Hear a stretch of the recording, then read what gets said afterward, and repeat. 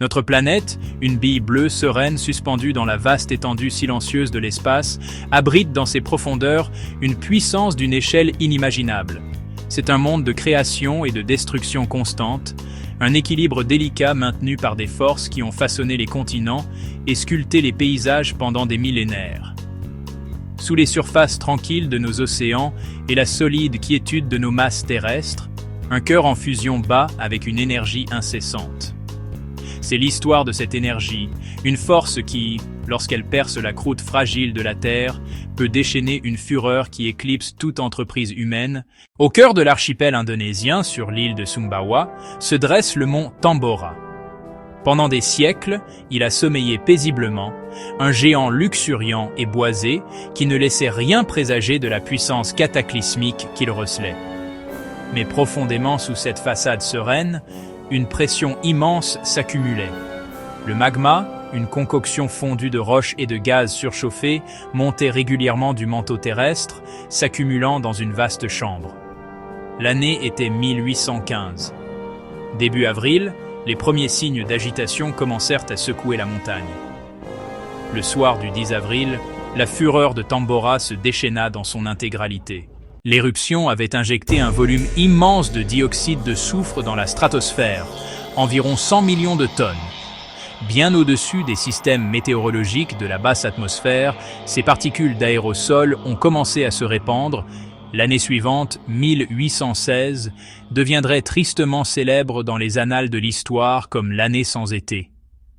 Le froid implacable et les pluies anormales ont entraîné des récoltes désastreuses. Entre les îles de Java et de Sumatra se trouve le détroit de la Sonde, une voie maritime essentielle et un lieu d'immense tension géologique. Le matin du 27 août 1883, le Krakatoa est entré en éruption avec une force presque inconcevable. La troisième et la plus puissante explosion a généré ce qui est officiellement considéré comme le son le plus fort jamais enregistré dans l'histoire. L'onde sonore de cette détonation colossale s'est propagée sur toute la planète, faisant 7 fois le tour du globe. L'effondrement du Krakatoa dans la mer a déplacé un volume d'eau colossal, générant une série de tsunamis catastrophiques. Ils ont balayé l'intérieur des terres, anéantissant plus de 165 villes et villages côtiers. Durant les 3 années qui ont suivi, les habitants du monde entier ont eu droit à des spectacles célestes spectaculaires. Ce phénomène a inspiré des artistes, le plus célèbre étant Edvard Munch, dont la peinture iconique Le Cri aurait été influencée par ces ciels rouges sang. Ici, sur les rives ensoleillées de la baie de Naples, la vie a jadis prospéré avec une abondance qui semblait presque bénie par les dieux eux-mêmes. La ville romaine de Pompéi, un centre animé de commerce, d'art et de société, était nichée dans l'ombre fertile d'une grande montagne. Ce pic, connu d'eux sous le nom de Vésuve, n'était pas perçu comme une menace, mais comme un géant bienveillant. Ils avaient déjà ressenti des tremblements, des secousses mineures, qui étaient considérées comme peu plus que la terre qui s'installe. L'éruption a commencé non pas par une rivière de lave, mais par un terrifiant spectacle de cendres et de ponces, projetés à des kilomètres dans la stratosphère. Des nuées ardentes, des avalanches incinérantes de gaz chaud, de cendres et de roches ont commencé à dévaler les flancs du Vésuve. Les gens ont été figés là où ils se trouvaient, recroquevillés dans les coins, étreignant leurs proches, leur corps instantanément recouvert par la cendre fine et chaude. Cela a créé une capsule temporelle, un monde silencieux et enfoui attendant de révéler les détails intimes de la vie romaine aux archéologues d'un futur lointain. Dans la nature sauvage et immaculée du nord-ouest Pacifique se dresse une chaîne de pics volcaniques, la chaîne des Cascades.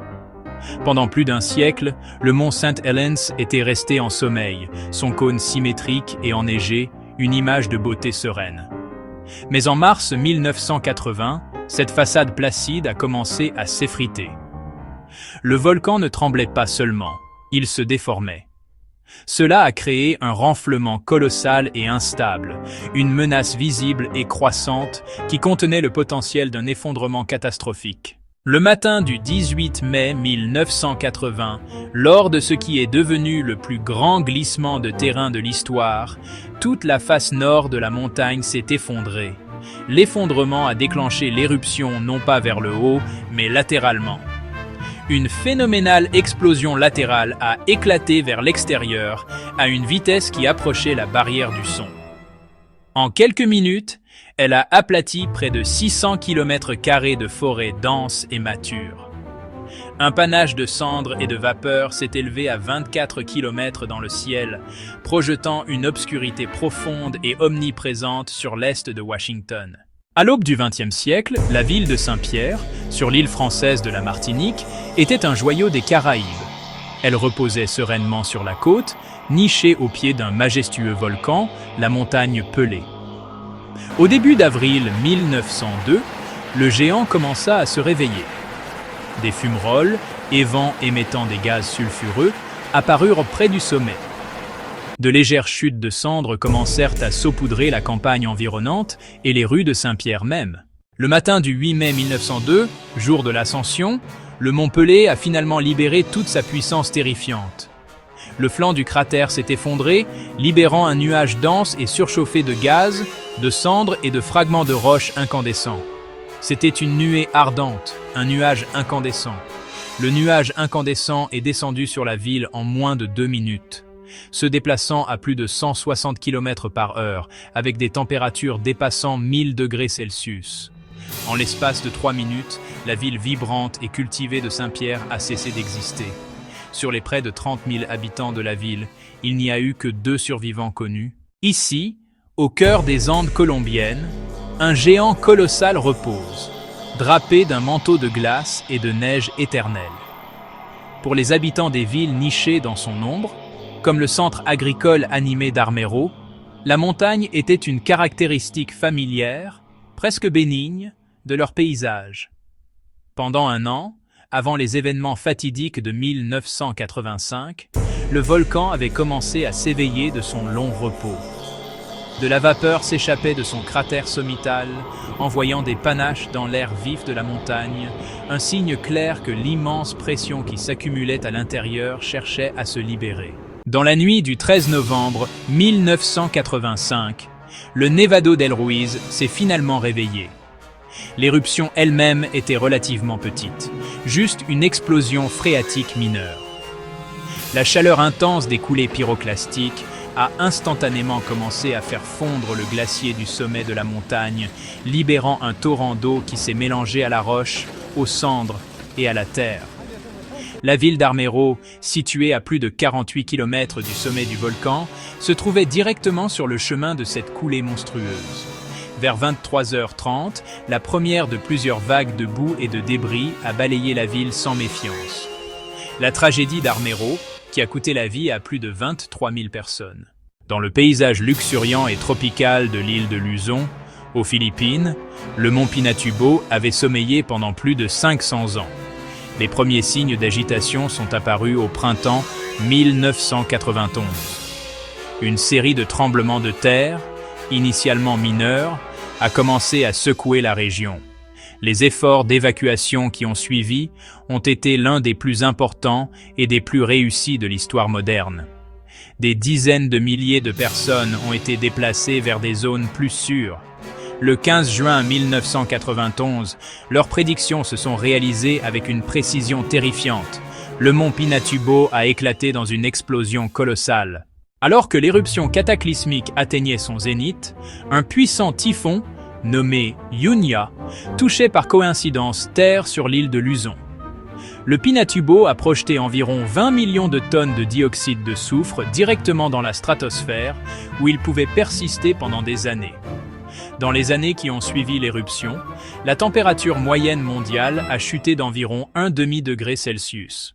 Les couchers de soleil autour du monde sont devenus exceptionnellement vifs et colorés, peints dans des teintes brillantes de rouge et d'orange par les particules d'aérosols stratosphériques.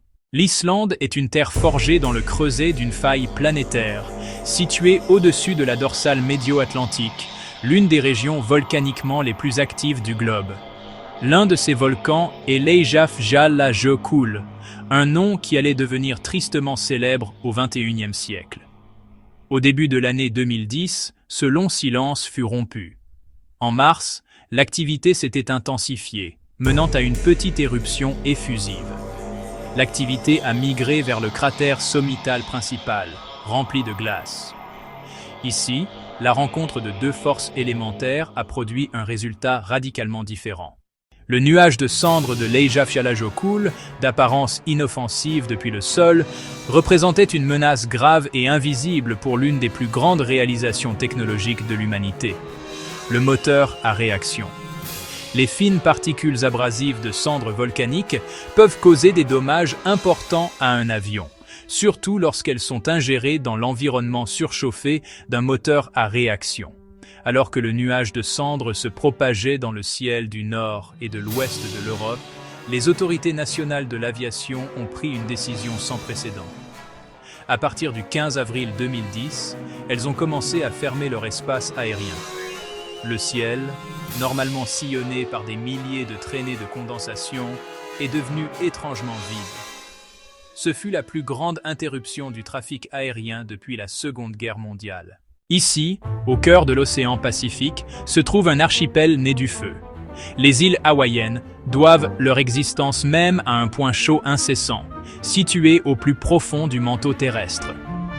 Et s'élevant des profondeurs pour dominer ce paysage, se dresse un véritable titan, le Mauna Loa. Son nom signifie « longue montagne », une description appropriée pour un volcan si vaste. C'est de loin le plus grand volcan actif de notre planète, un bouclier colossal de basalte qui se construit depuis au moins 400 000 ans. Ce n'est pas une créature d'explosion violente.